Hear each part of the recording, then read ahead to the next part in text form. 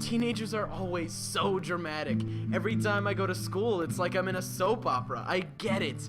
Everyone has hormones and being a teenager sucks, but come on. I feel like high school is only really hard for the people that make it that way for themselves. I think the trick in life is just to blend your rational abilities with the possibilities of your dreams. If you can do that, you can do anything. You can quote me on that. I don't let shit get me down. It's not worth it. I don't conform to the high school antics of letting everything get to you. My parents divorced when I was 4. My brother's in rehab, and I have anxiety, which makes it hard to sleep most nights. I wouldn't say that I've had a tough life, though. I mean, middle school sucked, but then again, it's awful for everyone. Actually, it's more awkward than awful. Especially when my pregnant 6th grade teacher taught us scientifically exactly how she got knocked up. Things really started to get awful when we were introduced to the opposite sex. We were basically just a tangled set of hormones awkwardly trying to mingle with one another, kinda like an 8th grade dance set on repeat. In high school, it's a little better, but not much. I remember sophomore year, I went out on my very first date with this girl my friend set me up with. 2 hours in, after numerous failed jokes about our one shared Spanish teacher and a full discussion of the Twilight series and why she's Team Edward, I decided to call for help. Kinda like an SOS. I made up some lame excuse saying that my mom called and my dog hurt its leg or something. After 10 of the longest minutes of my life, my friend finally pulled up to the front of the mall. And I got on my friend's car and we spent the entire way home laughing about how miserable my very first date was and trying to imagine how it could have been any worse. I remember looking at that smile and thinking, shit. That's when I realized that I had been in love with my best friend ever since I first saw that smile.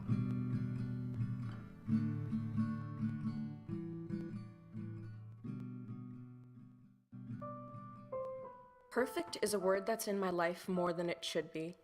It's always the goal. I'm that obnoxious girl with the straight A's, team captain for lacrosse, runs on cross country, cooking club, does service projects, sings in choir, a weekly churchgoer, and head of student government. I'm that girl where, no, the 93% I got on the midterm isn't something for me to celebrate. Not like I'd have much time to anyways.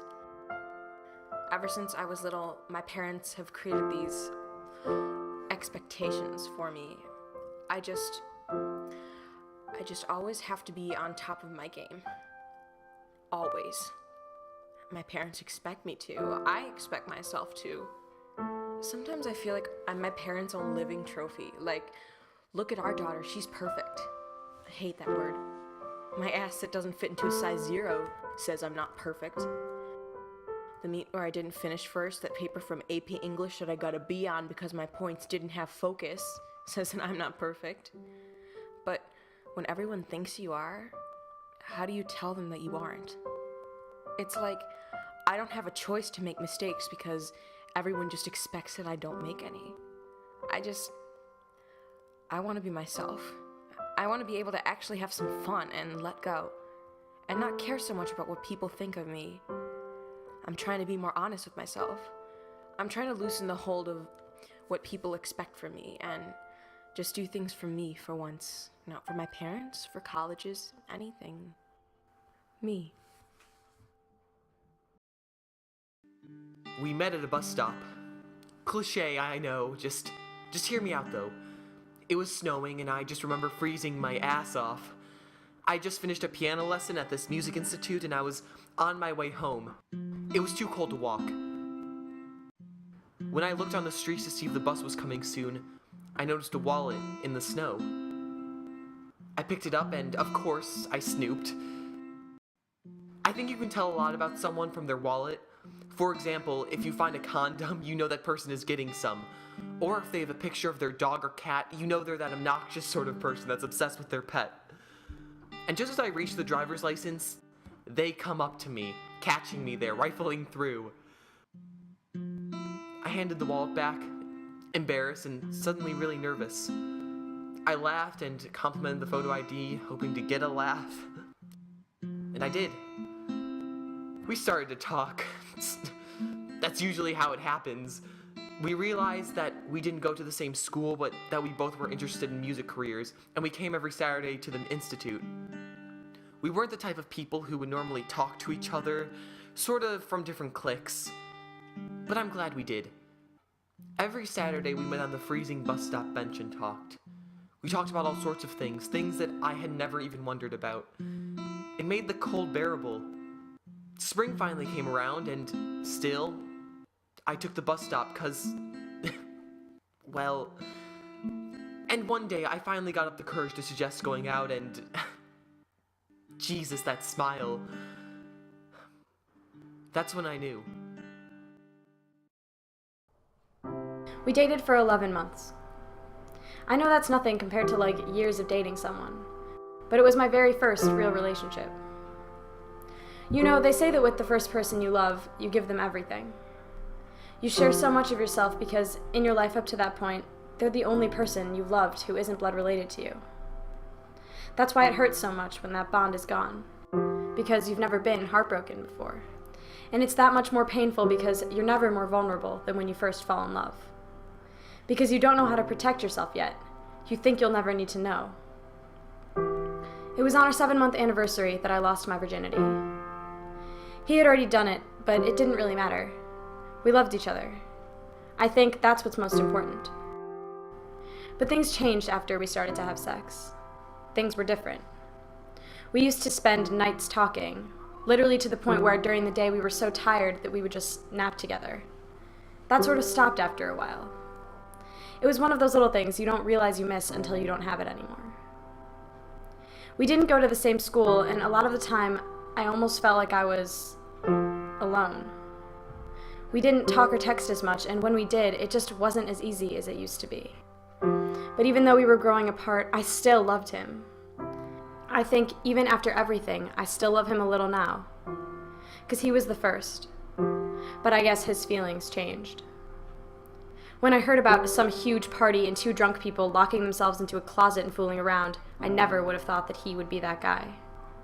I didn't know what to do or how to feel. It just hurt so much. Someone who I trusted completely just broke me. After a full 5 months of being sad and crying a lot, specifically on my best friend's shoulder, I remember thinking to myself, why not us? I've never dated someone who was my friend. But this time, I started with that and went from there. That's what was missing.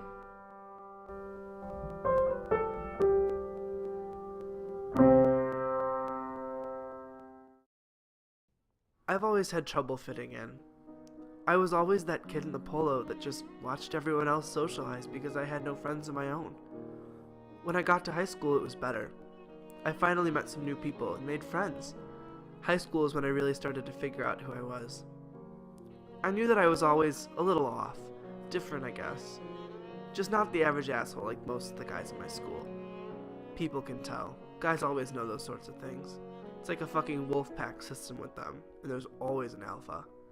And I was definitely far down in the pack status. Guys like that always need a game to play with people like me. They're just those kids that are cruel for the sake of being cruel, you know? The names may not hurt you physically, but the razor that you cut yourself with later does. Things get better. I've changed for the better. I can't believe I almost gave up something so wonderful. That someone made me realize that life isn't that bad. Shit. What do I even know about life? Here's a quick backstory. My dad abandoned me. The end. There's not much more you can say about that. What kind of grown man just up and leaves his family? Whatever. Fuck him. I grew up fine without him. I don't need him. I know people think I'm a bitch. I just put on a tough face because I know what it feels like to be rejected. I know the feeling of not being wanted. I have trust issues. What can you expect from daddy's little girl? The 7-year-old me with the dad who left her blamed herself. After he left, new neighbors moved in. I remember thinking, hey, maybe they don't have a dad too. Maybe that's how things work. Dads leave. They did have a dad. They were the perfect, smart, good morals, country club sort of family. And in that perfect little family was what was soon to be my new best friend. Anytime I needed someone or I felt alone, I knew I never was because all I had to do was look out my window. My best friend was always there for me through breakups and bad days. When we were little, we had sleepovers in our backyard that we called campouts because I had this little fire pit where we'd make s'mores. We'd sleep in a tent filled with all our blankets and stuffed animals. One night when we were 14, we set up the tent, bought marshmallows, stole pillows and blankets from our houses, and made a little fortress out of it. Just like when we were 7. We would look at the stars and make up our own constellations because the real ones were too hard for us to find. The night went on, sharing secrets, laughing at memories, and holding hands.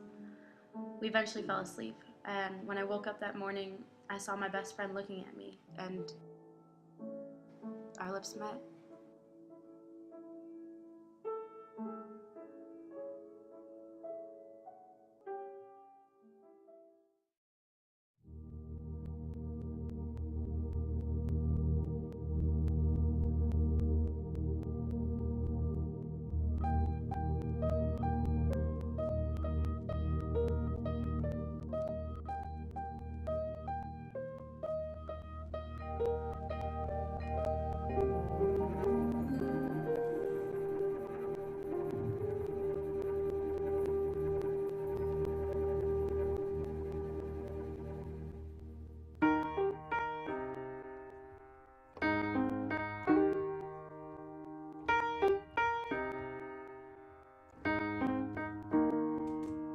When I was in the 3rd grade, I thought that I was gay, cause I could draw. My uncle was, and I kept my room straight. I told my mom, tears rushing down my face. She's like, Ben, you've loved girls since before pre-K. Trippin'.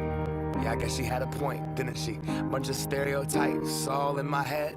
I remember doing the math, like, yeah, I'm good at Little League. A preconceived idea of what it all meant. But those that like the same sex have the characteristics. The right-wing conservatives think it's a decision, and you can be cured with some treatment in religion. Man-made rewiring of a predisposition, playing God. Oh nah, here we go. America the brave still fears what we don't know. And God loves all his children. It's somehow forgotten, but we paraphrase a book written 3,500 years ago. I don't know. And I can't change, even if I tried, even if I wanted to. And I can't change, even if I tried.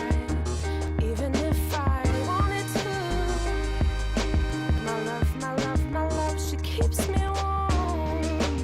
She keeps me warm. She keeps me warm. She keeps me warm. If I was gay, I would think hip-hop hates me. Have you read the YouTube comments lately? Man, that's gay gets dropped on the daily. We become so numb to what we're saying. A culture founded from oppression. Yeah, we don't have acceptance for 'em. Call each other faggots behind the keys of a message board. A word rooted in hate, yet our genre still ignores it. Gay is synonymous with the lesser. It's the same hate that's caused wars from religion, gender to skin color, the complexion of your pigment. The same fight that led people to walkouts and sit-ins. It's human rights for everybody. There is no difference. Live on and be yourself. When I was at church, they taught me something else. If you preach hate at the service, those words aren't anointed. That holy water that you soak in has been poisoned when everyone else is more comfortable remaining voiceless rather than fighting for humans that have had their rights stolen. I might not be the same, but that's not important. No freedom till we're equal. Damn right I support it.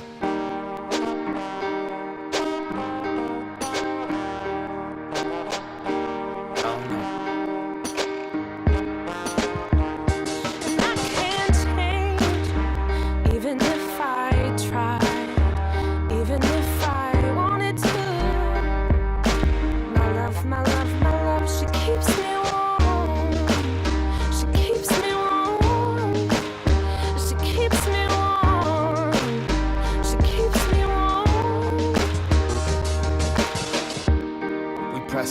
don't press pause. Progress march on, with the veil over our eyes. We turn our back on the cause, till the day that my uncles can be united by law. When kids aren't walking around the hallway, plagued by pain in their heart. A world so hateful, some would rather die than be who they are. And a certificate on paper isn't gonna solve it all, but it's a damn good place to start. No law is gonna change us, we have to change us. Whatever God you believe in, we come from the same one. Strip away the fear, underneath it's all the same love. About time that we raised up. I can't Sex.